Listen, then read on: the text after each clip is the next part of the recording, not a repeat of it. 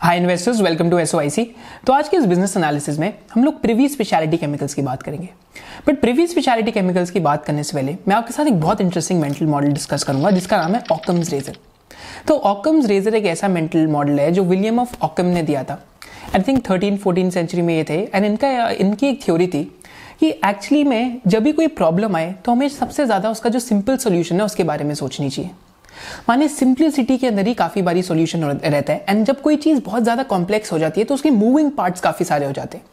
Just as an example मैं आपको एक कंपनी का नाम बताता हूँ bye the name of Biocon. Biocon का बिजनेस एनालिसिस काफ़ी लोगों ने हमसे काफ़ी टाइम से रिक्वेस्ट करे, बट मैं उस कंपनी का बिजनेस एनालिसिस इस वजह से नहीं करता या फिर मैं उस कंपनी को इस वजह से नहीं पढ़ना चाहता क्योंकि मेरे को ऑलरेडी एक चीज़ पता है कि जो बायोसिमिलर्स हैं, biosimilars are actually nothing but a business like commodity business. Even though बहुत डिफिकल्ट टू प्रोड्यूस है, बट प्रॉब्लम क्या है कि बायोसिमिलर्स के जो बुल्स हैं इस टाइम पे ये अज्यूम करते हैं कि एक्चुअली में जब प्रोडक्शन होएगा, जब बायोसिमिलर्स का प्रोडक्शन होएगा इन सब कुछ मार्केट में आएगा तो जो ओरिजिनल बायोलॉजिक्स है, माने जो ओरिजिनल मेडिसिन है, वो लोग अपना प्राइस तो घटा ही नहीं सकते। बट इनोवेटर्स अगर हम प्राइस घटा दें, जो एक्चुअली में उस जो मेडिसिन का पूरा जो ड्रग बनाते हैं ओरिजिनल, अगर वो भी प्राइस घटा देंगे तो बायोसिमिलर का शायद से उतना ज़्यादा मार्केट के अंदर ब्रांड नहीं बन पाएगा या फिर उतनी ज़्यादा एक्सेप्टेबिलिटी नहीं आएगी। एंड साथ साथ जो बायोसिमिलर्स हैं यहाँ पे सप्लाई साइड पे भी players over a period of time बढ़ते जाएंगे। तो एक ये ऐसी इंडस्ट्री है जिसको मैं एनालाइज नहीं करना चाहता क्योंकि मैं ऑकम्स रेजर यूज कर रहा हूँ, क्योंकि सिंपली मेरे को पता है कि ऐसी इंडस्ट्री जहाँ पे प्राइसिंग पावर नहीं है, नंबर ऑफ कंपेटिटर्स बढ़ते जाएंगे एंड ये भी श्योर नहीं है कि आप सक्सीड करेंगे या नहीं करेंगे।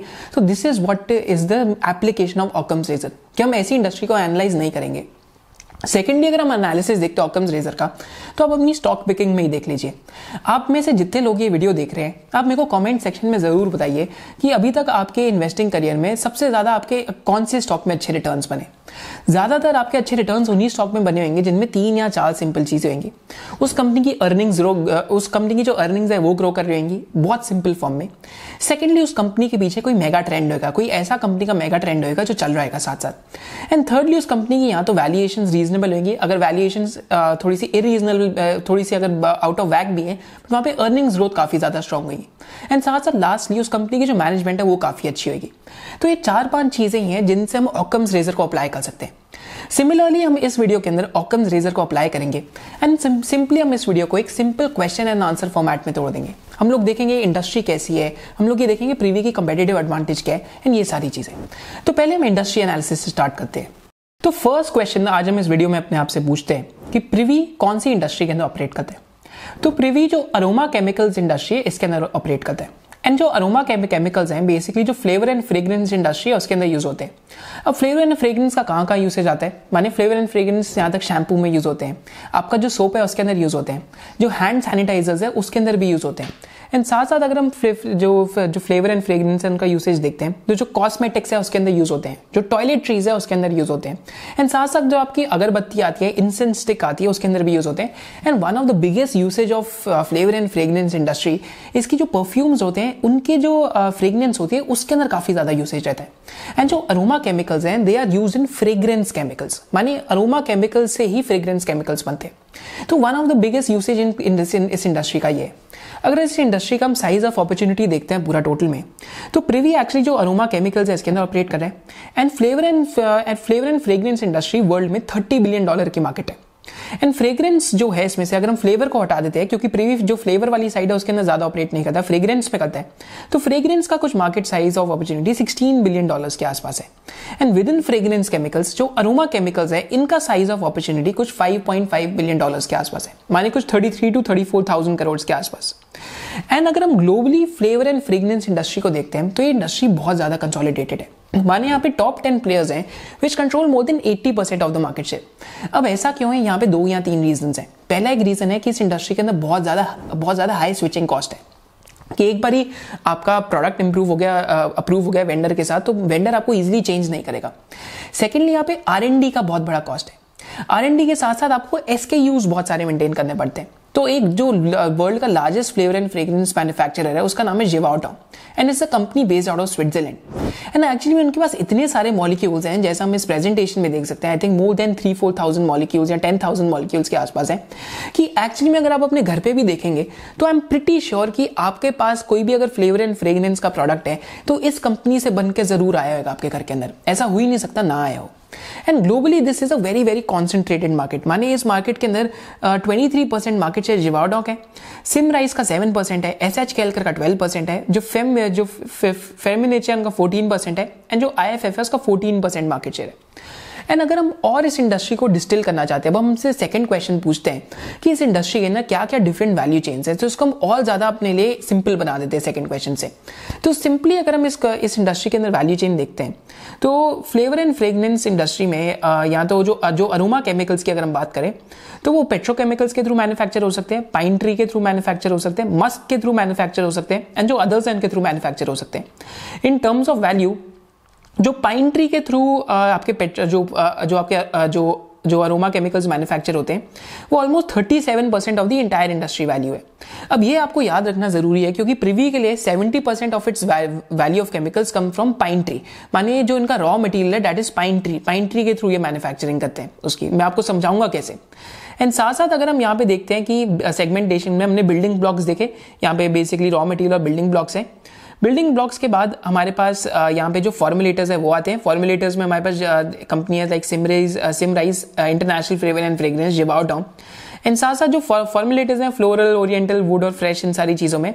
एंड फाइनली हमारे पास FMCG कंपनीज आती हैं like the likes of Hindustan Unilever, PNG, Henkel, ITC, Colgate, Palmolive. Building blocks में अगर एक और चीज देखते हैं तो पाइन ट्री के बाद हमारे पास तीन चीजें आती हैं, अल्फा पाइनिन, बेटा पाइनिन, लॉन्गिवोफलिन डेरिवेटिव्स, एंड मस्क आते हैं, एंड साथ साथ हमारे पास पेट्रोकेमिकल्स आते हैं। प्रिवी का जो यहाँ पे जितने भी प्रोडक्ट्स आते हैं उसमें से 70% इनके प्रोडक्ट्स जो पाइन ट्री है उसके थ्रू आते हैं। तो ये चीज हमें जरूर याद रखनी है इस सेकंड क्वेश्चन से। थर्ड की क्वेश्चन में अब आपको मैं ये बताना चाहूंगा कि जो SOIC स्टूडेंट्स हैं उनके लिए हम दिसंबर एंड जो जनवरी है उसके अंदर काफी सारे लाइव वेबिनार्स कर रहे हैं, and most of these live webinars actually come from a lot of hard work. माने जो 5 दिसंबर को वेबिनार हम लोग कर रहे हैं, जब आप जिस टाइम पे ये वीडियो देख रहे होंगे तो उस टाइम पे हम इस टाइम पे जो हमारी SOIC वॉच लिस्ट है, जो बिजनेस अपॉर्चुनिटीज हम देख रहे हैं उनकी डिस्कशन करेंगे। फिर 12 दिसंबर को we are doing a master class on low float stocks, कि लो फ्लोट स्टॉक्स में क्या पैटर्न्स होते हैं, एंड वी हैव एक्चुअली हमने कुछ 20 to 25 केस स्टडीज करी है लो फ्लोट स्टॉक्स की, not only in India but across the world. साथ साथ 19 दिसंबर को we are doing a deep dive on Bajaj Finance, and Bajaj Finance में हम ये चेक कर रहे हैं विद मिस्टर साकेत मेहरोत्रा कि बजाज फाइनेंस में क्या आज भी ऐसी अपॉर्चुनिटी है या नहीं है, या वो अपॉर्चुनिटी पास्ट की थी, एंड आज की वैल्यूएशंस भी बजाज फाइनेंस कैसे लगता है, एंड क्या एक्चुअली में this is a simplistic NBFC या whether it's an emerging fintech NBFC। Secondly, 25th December को we are doing a webinar with Mr. Gautam Vaid, who is the author of Joys of Compounding. This is a webinar which is on his investing philosophy, and it is followed by a round of question and answers for SOIC students. And finally, on 2nd of January, we are doing a webinar on the hospital space, क्योंकि मेरे को hospital space बहुत पसंद रहती है। इस time पे भी also own a stock of one hospital, जो हमें लगता है काफी ज्यादा undervalued है, and इस बिजनेस का जो डीप डाइव है हम 2nd Jan को SOIC ट्राइब मेंबर साथ करेंगे। If you are interested in the membership, the link is in the description below. Now coming back to the business analysis of Privy specialty, अब हम आपसे fourth की question पूछते हैं अपने आप से, तो हम प्रिवी को एनालाइज ही क्यों कर रहे हैं, इस बिजनेस के अंदर क्या कम्पिटिटिव एडवांटेज है। क्योंकि हम SOIC में ट्राई तो यही करते हैं कि कम्पिटिटिव एडवांटेजेस वाले एनालाइज हो, चाहे कुछ में हो या कुछ में ना हो, बट मोस्टली 80-90% हिट रेट हमारा सही रहता है। तो प्रिवी में एक जो बहुत इंपॉर्टेंट चीज समझनी है कि Privi is a waste to wealth story, माने वेस्ट टू वेल्थ स्टोरी है प्रिवी। अगर आप ये चीज समझ गए तो आप प्रिवी की कंपेटिटिव एडवांटेज समझ गए। तो माने जो अरोमा केमिकल्स हैं वो दो तरीके से प्रोड्यूस होते हैं, एक तो होते हैं थ्रू टेपिंग। टेपिंग क्या होता है, माने जो टैपिंग होती है, बेसिकली जो पाइन ट्री है इसकी टैपिंग होती है, तो पाइन ट्री का जो सैप है उसको निकाल के जो अरोमा केमिकल्स है वो बनाए जाते हैं। तो डिस्टिलेशन होती है इसमें, एंड जो गम टर्पेंटाइन ऑयल है जो इसका मेन रॉ मटेरियल रहता है। फिर सेकंड तरीका क्या है कि जब पाइन ट्री की टैपिंग वैपिंग होने के बाद जो पाइन ट्रीज होते हैं, फिर जब उनकी कटिंग होती है, जब वो पेपर मिल के अंदर जाते हैं पाइन ट्री, तो उसके बाद उनका जो पल्प है उसका एक जो बाय प्रोडक्ट है वो रह जाता है, एंड वो जो बाय प्रोडक्ट है उससे एक बहुत इंटरेस्टिंग चीज बनती है जिसको हम कहते हैं क्रूड सल्फेट टर्पेंटाइन, CST।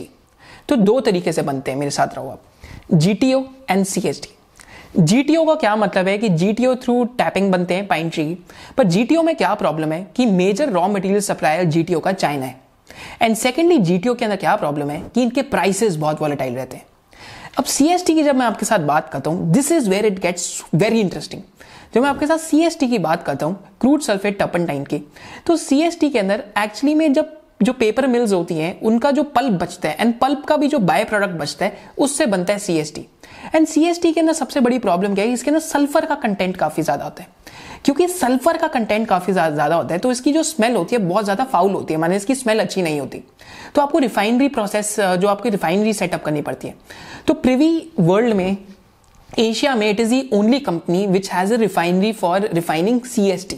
माने Privi through through technical know how CST को अच्छे से रिफाइन करके उसमें से सल्फर को सेपरेट कर सकती है, माने सल्फर सेपरेट कर सकती है सीएसटी में से। एंड एक्चुअली में इसी वजह से, क्योंकि सीएसटी में एक एडवांटेज क्या है ओवर जीटीओ, कि सीएसटी के अंदर आपकी जो सप्लाईज हैं बहुत ज्यादा स्टेबल रहती हैं, सीएसटी की प्राइसिंग भी बहुत ज्यादा स्टेबल रहती है। And all over the world कम से कम 30 ऐसी मिल्स हैं जिनके साथ प्रिवी का बहुत अच्छा टाइप है। एंड प्रिवी के पास राइट टू फर्स्ट रिफ्यूजल भी है, माने बाय वैल्यू जब पेपर एंड पल्प की प्रोड्यूसिंग जो प्रोडक्शन होती है उसके पास सिर्फ 2% ऑफ द वैल्यू जो सीएसटी है उतना निकलता है। एंड उसका भी राइट टू फर्स्ट रिफ्यूजल किस कंपनी के पास है, प्रिवी के पास। तो बहुत बड़े टू की कंपेटिटिव एडवांटेज है, इसको आप आराम से समझो। जैसे मैं आपको यहाँ पे जीटीओ एंड सीएसटी की प्राइसिंग दिखा रहा हूं, तो जीटीओ की प्राइसिंग बहुत वॉलेटाइल रहती है over a long period of time. CTO की प्राइसिंग बहुत ज्यादा स्टेबल रहती है। इसका मतलब क्या है, बहुत सिंपल मतलब है, स्टेबिलिटी ऑफ कैश फ्लोज। अगर आप मेरे को स्टेबिलिटी ऑफ कैश फ्लोज दे दोगे, अगर आप मेरे को फाउंडेशन स्टेबल दे दोगे, सो दैट फाउंडेशन जो फाउंडेशन स्टेबल रहती है, that leads to higher valuations and higher growth eventually and higher margins. इस वजह से प्रिवी स्पेशलिटी का अरोमा केमिकल्स में सबसे ज्यादा मार्जिन रहेंगे। एंड सेकेंडली, अगर हम जब हम सीटी और जीटीएस जब हम इसकी बात करते हैं क्रूड सल्फेट टर्पेंटाइन की, सीएसटी जीटीओ की, तो सीएसटी के अंदर अगर हम यहाँ पे कंट्रीज देखते हैं जो प्रोड्यूसिंग है, तो यूएस के अंदर 65% प्रोडक्शन है, फिर अफ्रीका के अंदर 5% है, यूरोप में 5% है, अमेरिका में 5% है, मेक्सिको में, एंड स्कैंडिनेविया में 10% है, माने स्कैंडिनेवियन कंट्रीज। वेराज जीटीओ की देखते हैं तो चाइना ही 68% के आसपास है, एंड जीटीओ चाइना से इंपोर्ट होता है सारा। तो प्रिवी के पास यहाँ पे जितनी भी मिल्स है उनके साथ राइट टू फर्स्ट रिफ्यूजल रहता है, क्योंकि यूएस एंड कनाडा में इनके साथ काफी सारी मिल्स के साथ इनका कनेक्शन है। तो इस वजह से अगर हम यहाँ पे देखते हैं, जब इनकी सीएसटी पॉलिसी, जब सीएसटी प्रोसेस का ब्रेक थ्रू करा इस कंपनी ने, तो इसके बाद इस कंपनी की 2016-2017 ने सीएसटी प्रोसेसिंग फेज में काफी स्ट्रॉन्ग ग्रोथ रही है। लास्ट 10 ईयर्स में 20% ईबिटा केगर रहे, 14% रेवेन्यू केगर रहे, एंड नेट इनकम माने प्रॉफिट्स का ग्रोथ ऑलमोस्ट 10x के आसपास रहे। पर ये जब सीएसटी प्रोसेसिंग का फेज इस कंपनी के अंदर सक्सेसफुल हुआ, इसके बाद तो और भी फास्ट ग्रोथ हुई है। एंड इस कंपनी ने और क्या करा है कि अगर हम यहाँ पे वापस आके इनकी वैल्यू चेन देखते हैं, तो सीएसटी के आगे और जीटीओ के आगे दो चीजें बनती है, alpha pinene and beta pinene. तो अल्फा पाइनिन और बेटा पाइनिन में भी Privi speciality is purely backwards integrated. World में आई थिंक सिर्फ 4 ही ऐसी कंपनीज हैं जो सीएसटी की केमिस्ट्री को हैंडल कर पा रही हैं। Privi is actually one of them, and Privi is truly a waste to wealth story. अब हम आगे समझते हैं कि ऐसा मैं आपको क्यों बता रहा हूं। हम 5th क्वेश्चन में जानते हैं कि प्रिवी का सेगमेंटल ब्रेकअप क्या है, माने किस टाइप के केमिकल से कितनी सेल आ रही है। तो अगर हम यहाँ पे एक बार चेक करते हैं, तो प्रिवी के इस टाइम पे 4 टाइप के प्रोडक्ट्स हैं। एक तो पाइनिन बेस्ड है, जिसकी हमने बात करी कि जो बेसिकली एक क्रूड सल्फेट टर्पेंटाइन को यूज करके बनाते हैं सीएसटी को। इसके अंदर इनका एक मेजर जो प्रोडक्ट है, इसका नाम है DHMOL।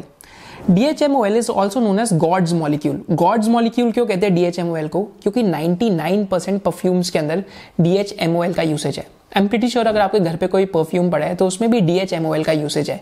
And I wouldn't be surprise कि वो भी एक प्रोडक्ट शायद से जो प्रिवी है उसके थ्रू ना आ रहा हो, क्योंकि प्रिवी वर्ल्ड में almost more than 30 to 35% of the market share Privi इस मॉलिक्यूल में कंट्रोल करती है।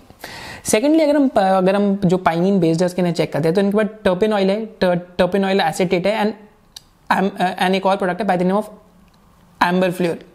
जब हम इसकी बात करते हैं एम्बर फ्लेयर की, so this is also very widely use product. तो it is basically known as a royal molecule with a velvety nature, and साथ साथ इस प्रोडक्ट की ग्रोथ कुछ 5 to 6% के आसपास इंडस्ट्री में चल रही है। फिर प्रिवी के पास ऐसे कुछ प्रोडक्ट्स हैं जो फिनॉल बेस्ड हैं, फिर सिट्रल बेस्ड हैं एंड कुछ ऐसे प्रोडक्ट्स हैं which are in the different category. तो pinene based almost 72% of sales है, फिनॉल बेस्ड 7% ऑफ सेल्स है जब हम सेल ब्रेकअप देखते हैं सेगमेंट वाइज, सिट्रल बेस्ड 13% है एंड जो लास्टली जो बेसिकली जो दूसरी कैटेगरी में आते हैं स्पेशलिटी की, they are almost 8% of the sales. By volume pinene is 77%। माने जब हम पाइनिन की बात करते हैं तो सबसे ज्यादा जो इनका सेगमेंटल मिक्स है तो पाइनिन से ही आता है, जहां में इनकी की कम्पिटिटिव एडवांटेज है। तो अब एक बार हम इनका वेबसाइट पे आगे पूरा प्रोडक्ट पोर्टफोलियो देखते हैं तो this company has more than 65 products and 65 products के आसपास इस कंपनी की जो टाइप्स हैं काफी सारे अच्छे कस्टमर्स के साथ हैं।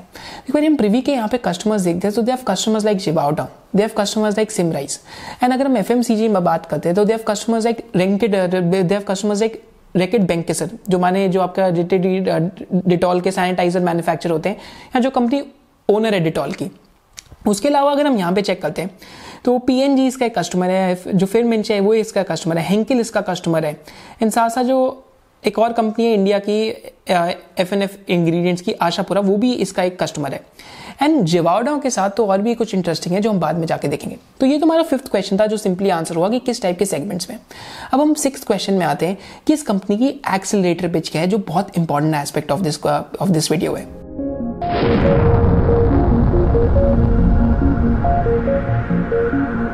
तो एक्सेलरेटर पिच में पहले मैं आपको यहाँ पे एक टेबल दिखाता हूँ कि अगर आप ग्लोबली देखते हैं तो top 40 aroma chemicals are like from 85% of market by volume and 50% by value. माने 40 अरोमा केमिकल ऐसे हैं इंडस्ट्री में जो 85% ऑफ मार्केट वॉल्यूम है, जिसमें से जो टर्पीन मॉलिक्यूल्स हैं, जैसे हमने प्रिवी की बात करी, जितने भी यहाँ पे येलो मॉलिक्यूल्स आप चेक कर सकते हैं, प्रिवी के पास ऑलमोस्ट 10 मॉलिक्यूल्स है इसके अंदर जो आते हैं एंड प्रिवी इसके अंदर ग्लोबली डोमिनेंट पोजीशन एंजॉय करती है इन मॉलिक्यूल्स के अंदर। तो पहली चीज यहाँ पे जो इंडस्ट्री है इसके अंदर जो प्रिवी है इनका मार्केट शेयर काफी ज्यादा है। सेकेंड की एस्पेक्ट यहाँ पे एक्सीलरेटर पिच का है। अगर आपको इस कंपनी को समझना है इन्वेस्ट करने के पॉइंट ऑफ व्यू से तो आपको ये समझना बहुत जरूरी है कि Privi is actually a story of waste to wealth. अब मैं आपको ट्रूली यहाँ पे समझाता हूँ वेस्ट टू वेल्थ का क्या मतलब होता है। तो जो मैं आपको यहाँ पे टेबल दिखा रहा हूँ इसमें आप सबसे पहले अगर आप कैम्फोर की बात करेंगे तो कैम्फोर यहाँ पे 11 टर्पीन मॉलिक्यूल्स है उसमें कैम्फोर का $193 मिलियन का मार्केट साइज है। वैसे जो मेंथॉल सिंथेटिक है इसका $165 मिलियन का मार्केट साइज है। फिर यहाँ पे एक और प्रोडक्ट आता है by the name of Musk इस टाइम पे प्रिवी मैन्युफैक्चर नहीं करता बट अभी मैन्युफैक्चर करने लगा है।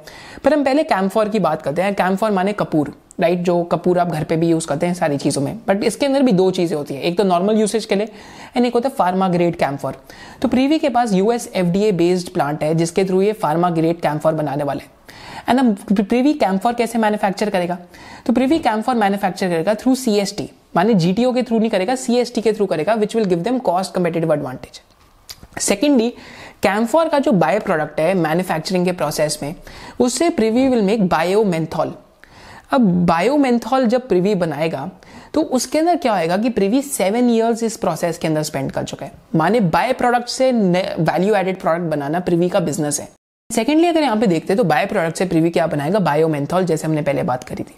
तो बायोमेंथॉल का यहाँ पे इंडस्ट्री मार्केट साइज कितना है, साइज ऑफ अपॉर्चुनिटी कुछ $1 बिलियन के आसपास का है, क्योंकि प्रिवी बाय प्रोडक्ट से बनाएगा of basically manufacturing camphor. So again this is producing wealth through waste, माने बाय प्रोडक्ट के थ्रू वेल्थ बना रहे हैं। फाइनली प्रिवी क्या करने वाला है कि प्रिवी एक और वेस्ट टू वेल्थ स्टोरी अगर हम बात करते हैं तो यहाँ पे एक और प्रोडक्ट है बाय द नेम ऑफ डाइपेंटीन। अब जब हम डाइपेंटीन की बात करते हैं तो बार बार मैं आपके साथ प्रिवी की ये जो वैल्यू चेन है इसके ऊपर आता हूँ। तो जो टर्पेन ऑयल है यहाँ पे जो अगर हम जैसे अल्फा पाइनिन की बात करते हैं जिससे टर्पेन ऑयल बनता है, तो जब टर्पेन ऑयल बनता है उसका जो बाय प्रोडक्ट है जब उसका वो रह जाता है बाय प्रोडक्ट तो उसका नाम है डाइपेंटीन। अब प्रिवी क्या कर रहा है कि ये जो डाइपेंटीन है इसको यूज करके एक सेकंड जनरेशन हर्बिसाइड बना रहे हैं एंड इस हर्बिसाइड का इसके पास ऑलरेडी कमिटमेंट है from a large agrochemical company and साथ साथ इसके साथ साथ दो और भी वो रह जाएंगे बाय प्रोडक्ट जिसके थ्रू ये मैन्युफैक्चरिंग करने वाले हैं और भी वैल्यू एडेड प्रोडक्ट्स की। So this is the story of Privi कि it is a company which is focused on environment, it is a company which is focused on environmental footprint. Thirdly, it is a company which is consistently focused on controlling its margins. And finally, it is a company जो value added products through waste production produce करने में believe करती है. And साथ साथ it is a company which is almost sort of a lowest cost producer, माने इनका cost of production काफी लो रहता है. तो ये प्रिवी का इन अ नटशेल एक्सीलरेटर पिच है. अब एक बार प्रिवी के अंदर जो ग्रोथ ट्रिगर्स हैं हम उनकी बात करते हैं.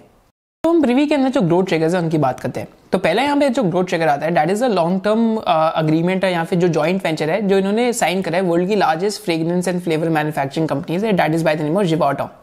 अब ये जो इन्होंने यहाँ पे कॉन्ट्रैक्ट साइन करा है, यहाँ पे 40 हाईली स्पेशलाइज्ड मॉलिक्यूल सप्लाई करेंगे which will be very high in margins, माने यहाँ पे लो वॉल्यूम होगी बट हाई इन वैल्यू होंगे. एंड साथ साथ यहाँ पे कुछ इक्विटी इन्वेस्टमेंट 120 करोड़ के आसपास की है. तो माने मोटा मोटा ये जो जेवी है ऑलमोस्ट 250 करोड़ के आसपास का हो सकता है in terms of total sales. Secondly यहाँ पे अगर हम इनके कैपेक्स प्लान्स या कैपेसिटी एक्सपेंशन जो प्लान्स देखते हैं तो भी इस कंपनी का कुछ जो करंट कैपेसिटी है 36 to 37,000 टन पर एनम के आसपास है. वेराज यहाँ पे अभी जो मस्क है इसकी कैपेसिटी 4800 टन पर एनम की आ रही है जो अप्रैल 2022 में स्टार्ट हो रही है. फिर जो कैम्फॉर है उसकी भी कैपेसिटी आ रही है जो अप्रैल 2022 में स्टार्ट हो रही है. फिर जो प्रियोनाइल है इसकी भी कैपेसिटी आ रही है 120 टन पर एनम की जो 2022 में स्टार्ट हो रही है. इन साथ साथ इस कंपनी का कुछ 500 करोड़ का केपेक्स प्लान है. एंड इस कंपनी का जो हिस्टोरिकल एसेट टर्न है 2 to 2.2x के आसपास रहे. तो माने 1000 करोड़ का या 1100 करोड़ का रेवेन्यू इस कंपनी के अंदर और ऐड हो सकता है. एंड इनकी एजीएम में रिसेंटली इस कंपनी ने बताया था कि इनका टारगेट क्या है, जो इनकी मैनेजमेंट इन्होंने बताया था इनका टारगेट क्या है कि इनका टारगेट है कि नेक्स्ट 3-4 ईयर्स में कंपनी की जो टॉप लाइन है ऑलमोस्ट 3000 करोड़ के आसपास रह जाएंगे जो आज ऑलमोस्ट 1200 करोड़ के आसपास की है. एंड जो यहाँ पे नया कैपेक्स आ रहा है इसमें जो मार्जिन है इट इज मार्जिन एक्रीटिव, माने इनका जो ईबिटा मार्जिन है आज 16% या 15% के आसपास है. Over next 2-3 years EBITDA margin 21-22% के आसपास जाना चाहिए. माने अगर 3000 करोड़ की सेल हो जाती है इस कंपनी की तो 660 करोड़ का या 600 करोड़ का ईबिटा ये कंपनी जनरेट कर सकती है. हम इस कंपनी की वैल्यूएशंस में देखें कंपनी महंगी या सस्ती है, बट ये कंपनी की जो ग्रोथ ट्रिगर्स है मोटा मोटा ये है. माने इस कंपनी का जो प्रॉफिट आफ्टर टैक्स की ग्रोथ है या फिर जो ईबिटा ग्रोथ है, ईबिटा ग्रोथ इस कंपनी की कुछ 25-30% 35% के के आसपास की है. पैट की ग्रोथ भी इस कंपनी की 35 to 30% के आसपास की आ सकती है. जो इस टाइम में केमिकल कंपनीज में बहुत कम कंपनीज के अंदर इतनी फास्ट ग्रोथ है. काफी सारी कंपनीज में आ सकती है बट इस कंपनी के अंदर काफी ज्यादा फास्ट ग्रोथ है. I think one of the fastest growing chemical companies है इस टाइम पे ये कंपनी. साथ साथ अगर हम इस कंपनी का कंपैरिजन करते हैं विद ओरिएंटल एरोमेटिक्स, क्योंकि काफी लोगों ने बोला था कि आपको इसको ओरिएंटल एरोमेटिक्स से भी जरूर कंपेयर करना है, तो पहला यहाँ कंपैरिजन करते हैं ओरिएंटल एरोमेटिक्स से इन terms of types of selling. तो माने ओरिएंटल एरोमेटिक्स की जो सेलिंग है that is mostly on spot basis, माने उनकी जो सेलिंग होती है ज्यादातर 3 से 6 महीने के कॉन्ट्रैक्ट में या स्पॉट बेसिस पे. वैसे प्रिवी स्पेशलिटी की जो सेलिंग है ज्यादातर ईयरली कॉन्ट्रैक्ट्स पे and also now they have started entering long term contracts जो इनका भी जॉइंट वेंचर अनाउंस भी हुआ with a company by the name of जिवाटो. सेकेंडली ओरिएंटल एंड प्रिवी का हम कंपैरिजन करते हैं तो प्रिवी के पास CST टेक्नोलॉजी है जिसके थ्रू वो सल्फर को रिफाइन कर सकती है, वेराज ओरिएंटल एरोमेटिक्स के पास CST टेक्नोलॉजी नहीं है, वो अभी भी जो GTO है उसको यूज करते हैं. एंड जो अल्फा पाइनिन है जो सेकंड प्रोडक्ट है बेटा पाइनिन उसमें प्रिवी बैकवर्ड्स इंटीग्रेटेड है एंड ओरिएंटल मेरे व्यू में बैकवर्ड्स उतना ज्यादा इंटीग्रेटेड नहीं है. इवन दो ओरिएंटल ने भी काफी ज्यादा बैकवर्ड इंटीग्रेशन करी है over the years through doing a lot of acquisitions, but oriental के मार्जिन है इनमें वॉलिटिलिटी रहती है, प्रिवी के मार्जिन में वॉलिटिलिटी नहीं रहेगी. थर्डली यहाँ पे क्या इंटरेस्टिंग चीज हमारे सामने आती है इन दोनों कंपनीज के कंपैरिजन में कि प्रिवी ज्यादातर I think in my view जो अरोमा केमिकल्स है इसके अंदर ऑपरेट करता है, वेरियस ओरिएंटल एरोमेटिक्स जो broader canvas of both flavour and fragrance है उसके अंदर ऑपरेट कर रहे हैं इस टाइम पे.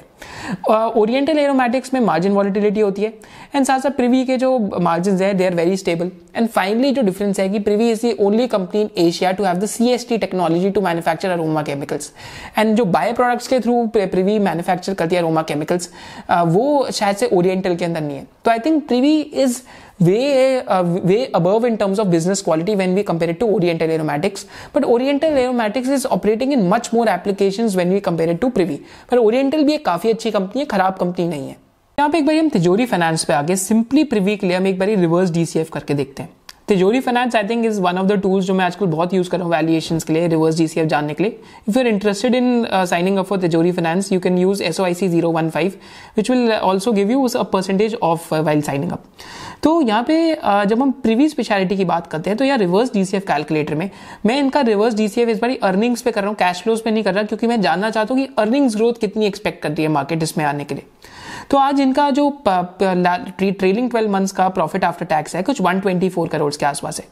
वेराज अगर हम यहाँ पे डिस्काउंट रेट अज्यूम करते हैं कि मेरे को 15% का रिटर्न चाहिए लंबे समय में, एंड अगर मैं 10 ईयर जो टर्मिनल रेट है, अगर मैं टर्मिनल वैल्यू अज्यूम करता हूँ कि 10 साल के बाद ये 30 की PE पे ट्रेड करेगा, अगर मेरे को 15% रेट ऑफ रिटर्न कमाने हैं, मैंने अगर मेरे को अपना पैसा क्वाड्रुपल करना है नेक्स्ट डेकेड के अंदर, तो यहाँ पे इंप्लाइड ग्रोथ रेट क्या है स्टॉक के अंदर, that is close to 18% earnings growth.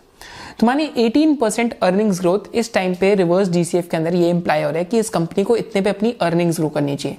क्या ऐसा हो पाएगा या नहीं हो पाएगा वो देखना के बताते हैं, but I think next 3 years में इस कंपनी की अर्निंग्स बहुत ज़्यादा सॉलिड ट्रेजेक्ट्री के ऊपर है.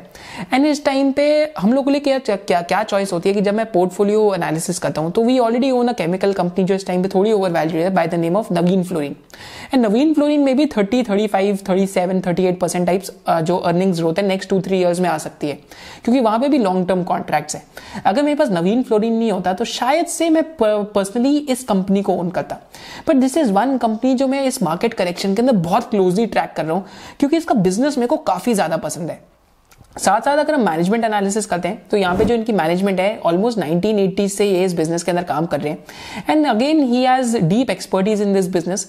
एंड साथ साथ यहाँ पे एक और इनके बोर्ड पे इंडिपेंडेंट डायरेक्टर बैठते हैं by the name of Anurag Sharma, and जो by the name of Anurag Surana. And जो अनुराग सुराना है जो नियोजन केमिकल्स है उसके बोर्ड पे भी बैठते हैं, वहां पे उन्होंने इक्विटी स्टेक भी लिया था. Niyojan is also one of the chemical companies that we own.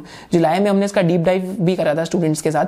And साथ साथ नियोजन में भी इन्होंने CSM कॉन्ट्रैक्ट्स काफी सारे लेके आए. PI इंडस्ट्रीज में इससे पहले काम करते थे, जब उनका CSM बहुत फुल्ली फायर करने लगा. अब प्रिवी के बोर्ड पे भी बैठते हैं. I think Privi will keep getting such contracts, मेरे को ऐसा लगता है. Privi is one speciality chemical company which you must watch out for. Finally coming to the antithesis pointers of the company. पहला एंटीथीसिस पॉइंटर क्या है कि अगर CST की सप्लाई में कोई भी डिसरप्शन होती है, माने क्रूड सल्फेट टर्पेंटाइन की सप्लाई में कोई भी डिसरप्शन होती है, तो यहाँ पे प्रॉब्लम हो सकती है, क्योंकि प्रिवी का मेन रॉ मटेरियल ही वही है. सेकेंड एंटीथीसिस क्या है, जो रिस्क ऑफ फायर, क्योंकि केमिकल प्लांट्स में कभी कभी आग लग जाती है. तो यहाँ पे मैं आपको वीडियो दिखा सकता हूँ, इनके महाद के एक प्लांट में 2017 में बहुत बड़ा एक्सप्लोजन हुआ था. तो ऐसा अगर कोई और एक्सप्लोजन होता है तो अर्निंग्स को टेम्पररी इंपेयर कर सकता है एक्सप्लोजन, अगर ऐसा कुछ होता है बार बार. तो फाइनली यहाँ पे की रिस्क है एंटीथीसिस में, that is floods at Mahad, क्योंकि Mahad is prone to floods. I think last 5 years में वहां पे 2 ऐसे फ्लड्स आ चुके हैं. तो हाइकल जैसी कंपनी, विनिति ऑर्गेनिक्स जैसी कंपनी, लक्ष्मी ऑर्गेनिक्स जैसी company, they have reported sort of disruption in operations. Same goes for Privi as well. यहाँ पे भी डिसरप्शंस रहे ऑपरेशंस के अंदर.